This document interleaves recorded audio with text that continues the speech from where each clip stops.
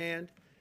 And most importantly, they have ventilators, because the ventilators are very, very hard to come by, at least in the past. Now we're making thousands of ventilators a month and supplying them in many cases to other countries. For states that are making requests, we're rapidly delivering.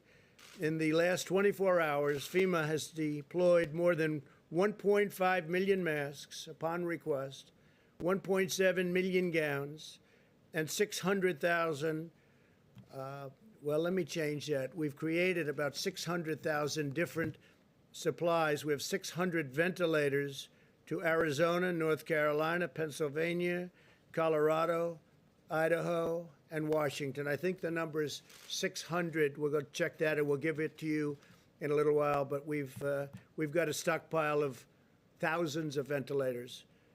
I think we've sent out about 600 just recently. The United States has now conducted more than 51 million tests, which is more than any other country in the world by far. Roughly half of the tests are either the rapid point of care tests, which frankly solves a lot of problem and delay, 5 to 15 minutes instead of waiting for service both ways in both directions and then at the lab. But roughly half of them now, which is a tremendous increase, are 5 to 15-minute tests, or tests done in a hospital where you get the results back in less than a day, some cases immediately. We're continuing to surge testing to current hotspots such as Miami and Phoenix to detect those with the virus and take steps to stop from spreading it further. There's a copy of the map, and this is, you have it right behind me. That's really very much indicating where the problems are. You see from that, it's in great shape, lots of it. The Northeast has become very clean. The country is in very good shape, other than if you look south and west, some problems. That'll all work out. On therapies, we've worked with Florida to ensure that over 40,000 vials of remdesivir are arriving this week. It's a lot. That's a lot. They're working round the clock to make it. It's had a tremendous impact. We've also shipped thousands of vials to Arizona, California, and Texas over the past 2 weeks. Arizona's doing very well. It's heading down.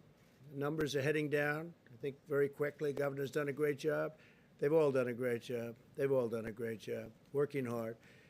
We'll continue to monitor the areas rising and with respect to cases, and we ask all Americans to exercise vigilance, practice social distancing, wear a mask, do whatever is necessary so we get rid of this horrible situation, this horrible disease that was sent to us by China. It should not have been sent. They should have stopped it. They could have stopped it. They didn't. And the entire world has gotten infected. And a lot of countries are going through a lot right now. This morning I spoke with President Putin of Russia, and they're going through a very hard time with this, in Moscow in particular. I spoke to the Crown Prince, Saudi Arabia. They're doing well, but they're going through a lot. Everybody's going through a lot. Yesterday I spoke to the heads of 4 different countries. All 4 are going through a lot, going through a hard time. This could have been stopped. It could have been stopped quickly and easily, but for some reason it wasn't. And we'll figure out what that reason was. So with that, if you have any questions, please. On the convention, were you simply not convinced that you could keep people safe at the convention? I just felt it was wrong, Steve, to have people going to what turned out to be a hot spot. You know, when we chose it, it was not at all hot. It was free. And all of a sudden, it happened quickly. It happens quickly, and it goes away, and it goes away quickly.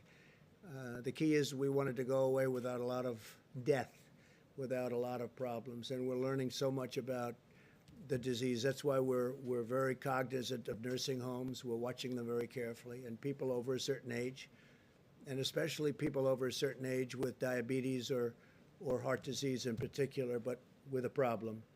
So we didn't want to take any chances. So we had a lot of people. We have the delegates want to be there. We're going to do a fairly reasonably quick meeting in North Carolina. The nomination will be produced.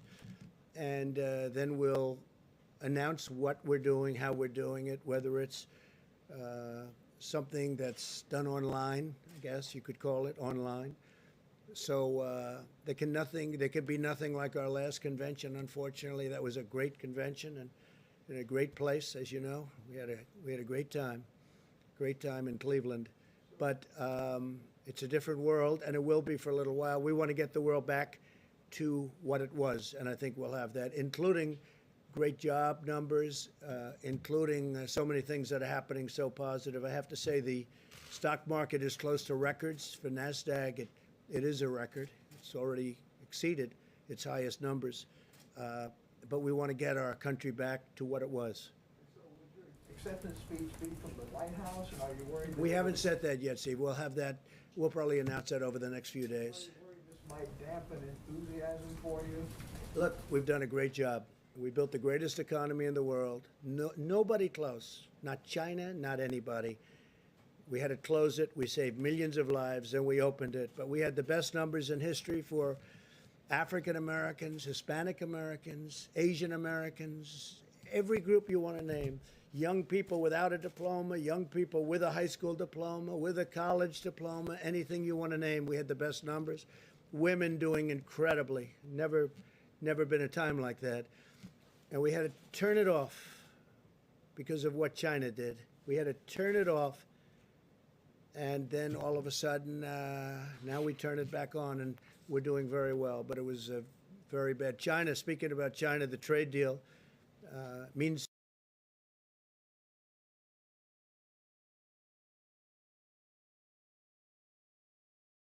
record corn day. They purchased more corn than any order ever. And that went on for 2 or 3 days, and soybeans and all. But it just means much less to me. Can you understand that? Just means much less to me. Please, go ahead. What was the one thing, if there was one thing that changed your mind about the convention, and did Florida officials ask you to cancel it? No, they didn't. We're dealing with them, but they didn't. I would just say safety. Just safety. I could see the media saying, oh, this is very unsafe. I don't want to be in that position. It's safety, not because of the media, but that's what they would say. And we'll have a very nice something. We'll figure it out. It'll be online in some form. Maybe it'll be something even a little bit different. We have time. You know, we're talking about the end of August. But I think it'll be something that will be exciting. But there can be nothing like having 25,000 people. We had a tremendous thing planned tremendous convention planned in North Carolina. And it would have been very good, but a much smaller version in Florida. But then we saw what was happening pretty quickly. We saw that the virus was coming up that coast. So, do you think it's an acknowledgement of the severity of the situation in Florida? no, I think it's going to come and go. It will. I mean, you take a look at some of these locations. We're heavily infected. I mean, to a point where Deborah and I were talking that, you know, when you look at what happened in New York and what happened in New Jersey and other places, and now you're looking and it's gone. Hope it stays gone. I think it will. But we have to be vigilant. We have to be careful, and we also have to set an example. I think setting the example is very important. It's hard for us to say we're going to have a lot of people packed in a room and then other people shouldn't do it. Don't forget, we're talking about schools, and we want them to be vigilant, and we're saying open, and then we're saying, here you have a big room. But I also, if you notice, I said where bars are crowded, where other things are crowded. Well, there's nothing more crowded than a convention. I mean, you've seen them.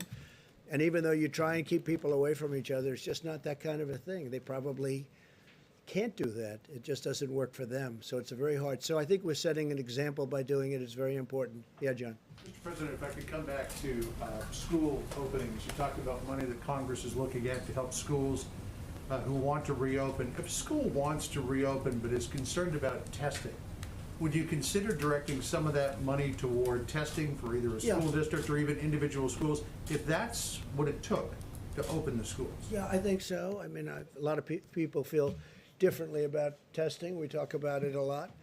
When we have 50 million tests plus, and you know we broke the 50 million test mark. Second in the world is India, which has 1.4 billion people, and they had 12 million tests.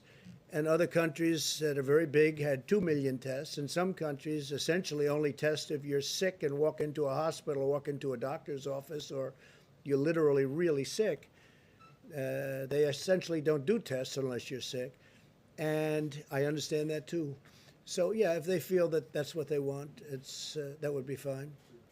You would tell Congress, you would encourage Congress to pay for testing for school I would if they want. Again, we've done 50 million tests. There's nobody even close in the whole world.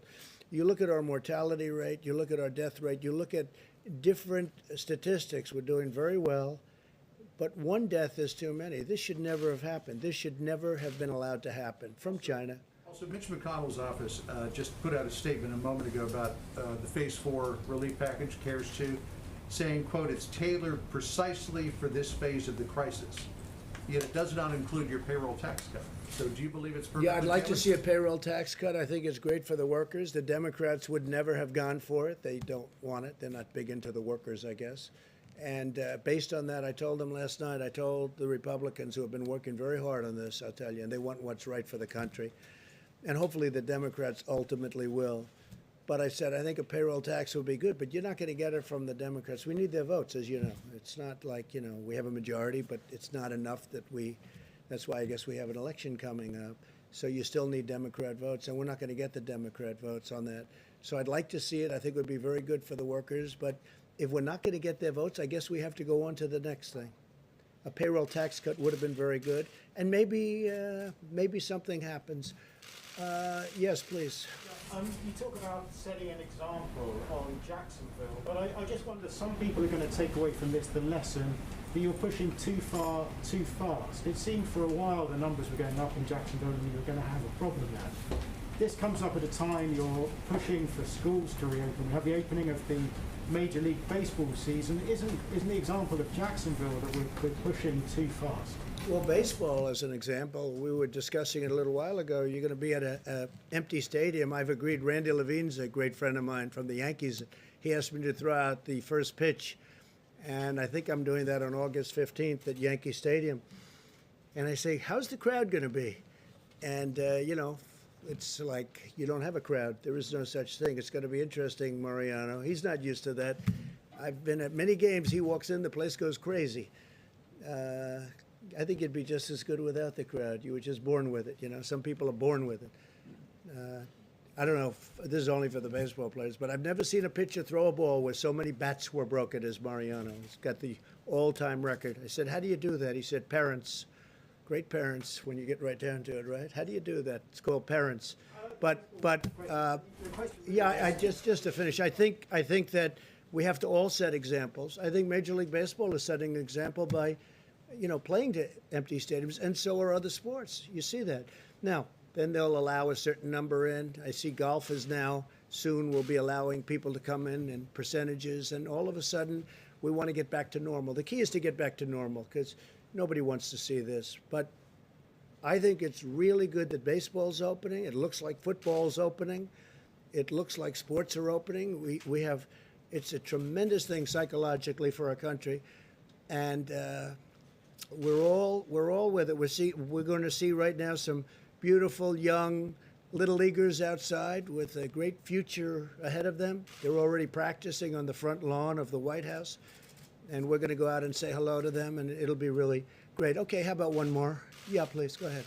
President Trump, the Washington Post earlier today reported that one thing holding up the GOP coronavirus bill is the White House asking that it include language regarding the FBI building in downtown Washington, D.C. Is that true? I don't know that they're putting it in this bill, but I know they want to have a new FBI building. This one is very old, and it was never built to a very high standard, as you probably have heard, and it's got a lot of danger involved, and panels falling off the outside and pieces of concrete falling off the building. And they want to build it at the site that they have it. They had options very far away from Washington. And I said to them, frankly, you have to be near the Justice Department. There's nothing better than the site. The site they have now is better. But they were looking at sites in Maryland and Virginia and different places. But they would have been too far away. So I have been encouraging them to build it, and if you have a choice, you can renovate the existing building, but it's not a good building, or you could take it down and build a great building for the FBI for 100 years and have it be incredible, even with tracks on top. They're talking about, you know, we have, because FBI people like to work out a lot, and you could have literally quarter-mile tracks on top. It's a very big site, very wide site. So I think the best idea would be to build a new building, and that way you have it for a long time. Renovation can never be as good as a new building in that case.